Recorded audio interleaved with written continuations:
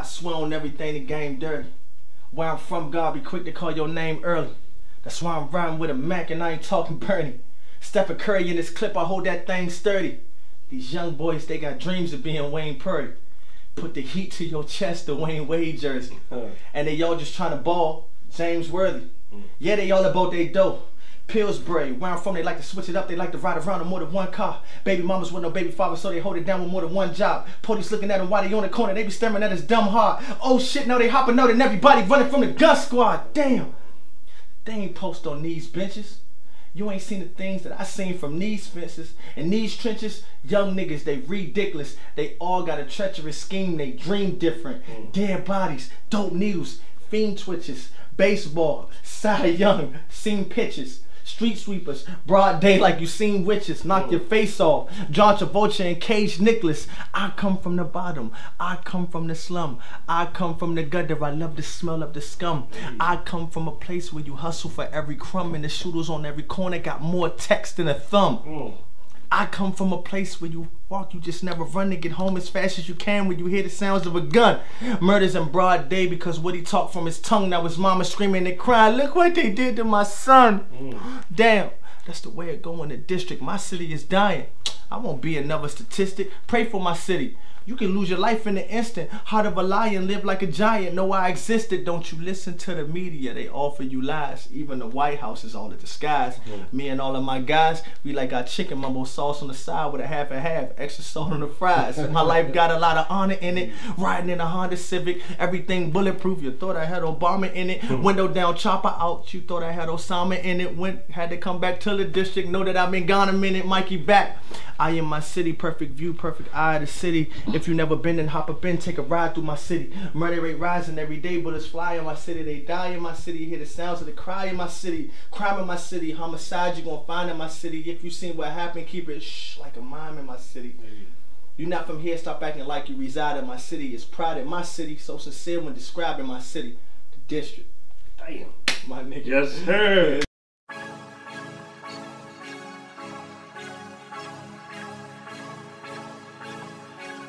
Edgewood. I want when people say Edgewood, they think Mike D'Angelo. Man, Mike, tell me about this hot single, Trap House, man, that got every time I hear that joint, people be going crazy, man. Trap House, it was a fun record. I stay up in the studio 24/7. And I had a flashback to how I used to sleep in the Trap House. Oh, yeah?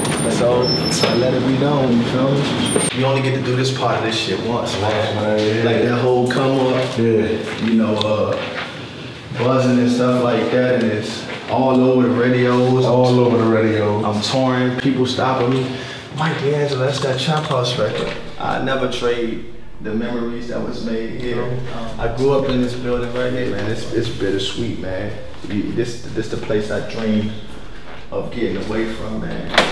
You know, outside your window, you hear gunshots. Oh, yeah. We ain't had nothing, like the glass is broken out. You walking, you liable to wake up and walk through your hallway and see fiends and all types of shit. Yeah. It was like the Carter. People was comparing it to the Carter on New Jack City. I was like, some people say they was homeless. I really had nowhere to go. How old were you homeless? 16, 17. I made my mistake with school and shit like that. Oh, yeah. So like my peoples was not having it. Don't go figure out life. You feel me? So I was literally killing time, catching the train, the red line train from Rhode Island Avenue to Shady Grove all day, back and forth, just to have shelter. Dang. But writing music and writing bars and, you know what I'm saying, meeting people and flowing on the train. Like, people used to see me get on the train with my beat machine and my keyboard. Oh, dang. And it was like, man, you crazy. That's all I got. That's all you knew. Yeah.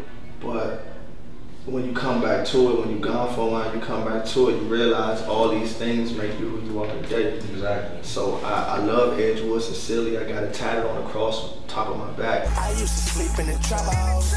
I used to sleep in the trap house. I used to sleep in the trap house. All on the floor with the strap out. When I was younger, I loved playing basketball. I was like a basketball head. Oh yeah? You feel me? I had hoop dreams, you feel me? So Hobo was one of them people that you shoot that motherfucker, both hands, and go like far distances, man. And still to this day don't understand how he did that shit, right? Yeah. So what happened with that though, like with the whole basketball aspirations? Honestly, man, I didn't take education serious. Basketball, that's how everybody knew that I was coming, because they hear me dribbling the basketball down up to the door or leaving the house. I played ball. I ended up getting recruited by Montgomery Blair High School in Montgomery County. Okay. They came and saw me, then I played summer league for them. And I got recruited to come play ball for them. As soon as I got there, I played against the varsity. I dropped like 30 on the varsity team. Damn. You feel me? Killing them. But I credit all that of how I came up playing ball in Edgewood. I did my time, now I'm back out. Shopping cause I wanted that house. And now.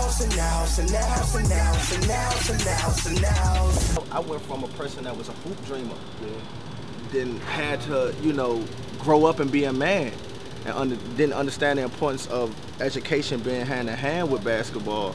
So then I had to take care of my son that I had. So I hopped into, you know, selling drugs and doing things that I never thought that I would ever do. Right. I had to learn that game. And then had to realize that, hey, these are the consequences that come with that.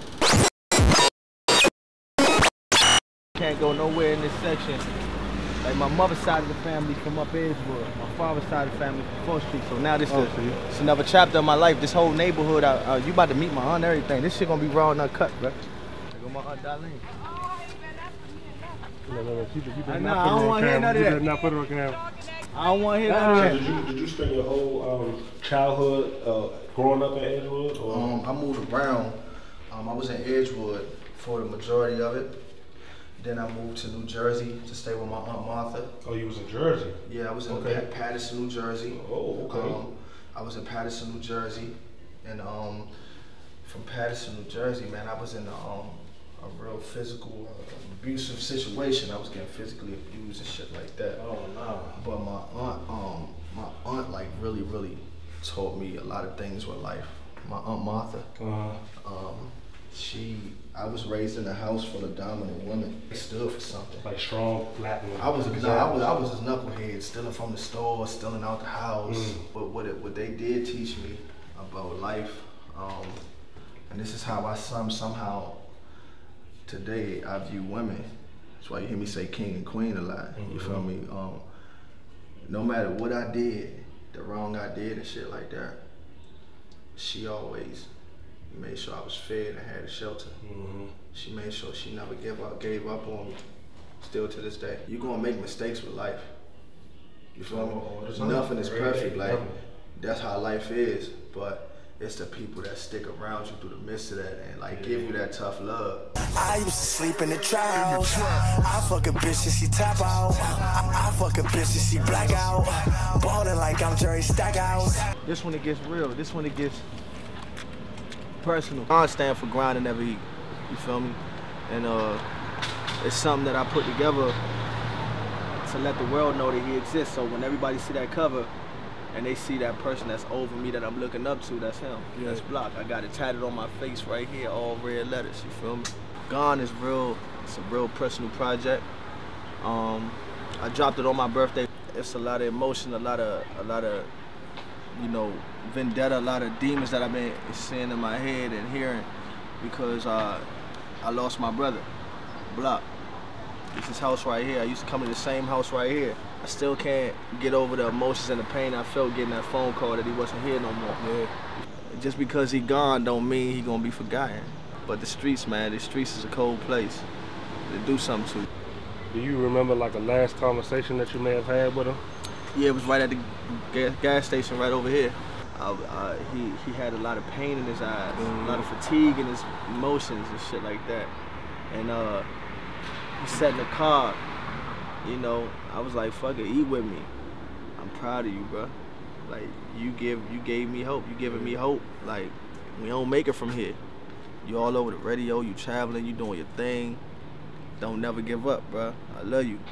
I gotta let the world know he exists. That's right. So Gone is a series. I'm gonna drop a volume 2. It's already done. Oh yeah, dope. You feel me? I got a volume 3 that I'm working on right now. Nice. 4 songs away from being completed. Dope. You feel me? And I'm gonna just keep dropping these Gone series while I'm working on my albums and stuff like that.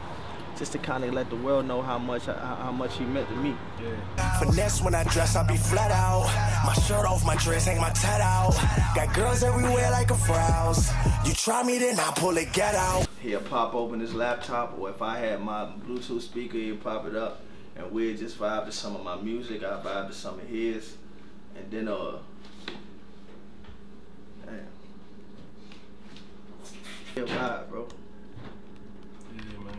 We would vibe right here, and then we'll start flowing, throwing out topics to each other. It's unfortunate that, you know, God called him home when he came home, when it was time for him to, you know, call him home. But, you know, I know personally I never let him die. Every scar on my body I wear like trophies. Yeah, man. It's engraved with me. It's with me forever. So I take the good with the bad. It's just hard to take this one, bro. Yeah. This one tough. You feel me? I ain't know how to deal with the pain. I ain't even thought. I thought I became numb to death because I saw so much death. Yeah. But when that happened, man, I couldn't even understand why the tears kept falling out my eyes. I be in the kitchen cooking, whipping like a whooping. Love you, Block. My nigga, you legendary. The window I be looking on the rug like a Muslim. This where the dream started. I used to freestyle and stuff as a youngin' right here. Kids used to be like, oh. So when did you realize that you had a gift for rapping, putting words together, telling stories, that type of thing? It was always in me. You feel me? Because my mother was a like well-respected singer. You know what I'm saying? She still is a well-respected singer. Shout out to my mama Angela. I love you so much. Shout out, Mom. And yeah, mama was got married to Kevin Campbell, KC. Everybody know him as KC. He's responsible for groups like Rough Ends and did records, co-produced records like This Is How We Do It with Montel Jordan and stuff like that with his friend OG and stuff like that. So I've been around it, man. I just had that bug, but I didn't take it serious until, of course, I started going through my trials and tribulations, and I just accepted my path. You feel me? Yeah. Had to get in front of mine, yeah. Had to get in front of play, yeah. Someone to the blind, yeah. Without crib down my car, yeah. Polly knocking at the door. My brother right here. Okay. So, this is the article that came out when I signed with MHG Cash Money via DMV Life. You feel what I'm saying? Pretty much tells my testimony.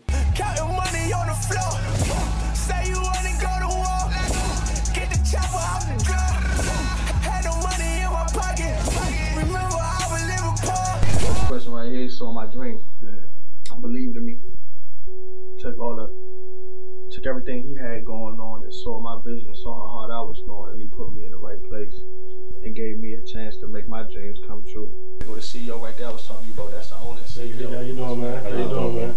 And, nice to meet you, Dre. Nice to meet you. Yeah. See, back then I opened a studio and I had a recording label called Big League Records. So I put a lot of money into the studio.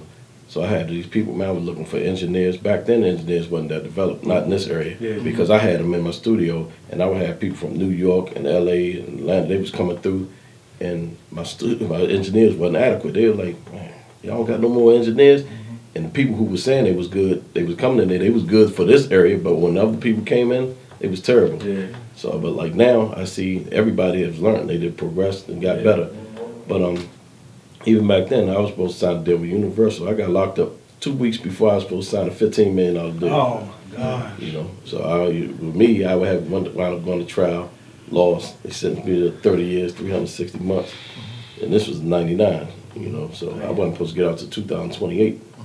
So that's where I met Abola, his brother. That's my man, you know what I'm saying? That's my brother, I love him. Yeah. So, you know, we talk, and that's why in your mind you have to see beyond what people say. Yeah. You know, I had 30 years, I'm in there working, writing, and people like, why you keep on doing that? I said, when I get out, because you got to prepare yourself. Yeah. You know, so me and Bolo used to walk the track, and I knew I'd be out, and I wasn't worried about it. I knew that. I seen the vision and everything. So I came home, and when I seen the talent, I said, man, you know, I told my wife, I've been with my same wife, we've been together for 31 years, been married for 20 years. So I tell her, she said, you doing music again? I said, nah, I ain't gonna do it. She said, all right, thank goodness. But then when our son, he was 5 months when I went away, when I came home, he was 13 and a half. So she was like, because I won my appeal 13 and a half years later, so she was, I kept listening to him, she like, I know you want to get back in it. Go ahead, leave me alone. You know what I'm saying? So it was a blessing for us to. And so a lot of my stuff was inspired through him. But everything just kept like a magnet. We attracted. Everything just came about perfect. So you know. So it's a blessing to us. You know. Yeah, that's a hell of a story, man. I mean, it's like you get into that type of history and knowing that before you even step in the door of SoundGate, you come in with a different mentality. Thank y'all so much for coming through. You feel me? No, man. It's amazing to get to this point where I can inspire people that's doing their own entrepreneurships and, you know, pushing their brand. But most importantly, man, connected and putting this out so that we can inspire people that's gonna come way behind us. I used to sleep in the trap, all on the floor with the strap out. I did my time, now I'm back out. Shopping cause I wanted that house. And now.